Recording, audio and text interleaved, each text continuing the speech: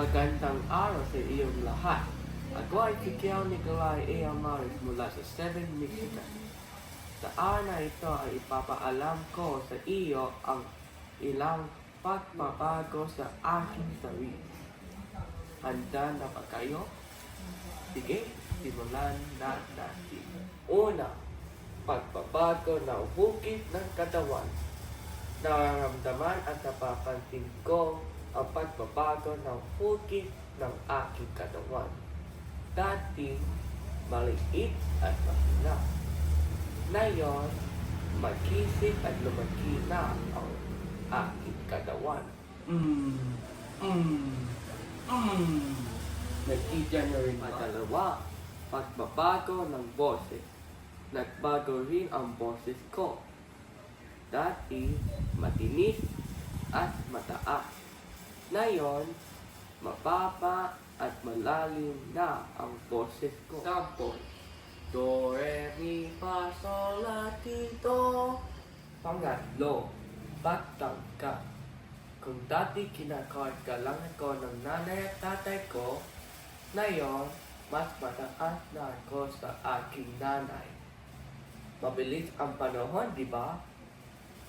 Sa sunod, kila naman ang kakargahin natin. Pang-apat, pagbabago ng katawan. Sa ating paglaki, nakakaroon ng buhok sa kilikili at bigote. Mga buhok sa braso at pinti. Pati na rin sa mga pribadong parte ng katawan. Ang lahat na ito ay normal lang sa ating mga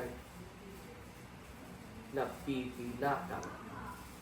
Sama rin sa pagbabago ay ang mental at social na aspekto. Sa mental, kaya na nating gumawa ng mga simpleng gawain. Nakakaroon ng pananaw at pangarap sa buhay. At nagiging sensitibo na tayo sa mga sinasabi ng ibang tao sa atin. Sa social, nagkakaroon na tayo ng mga crush, di ba? At nagkakaroon ng maraming kaibigan at kabarkada.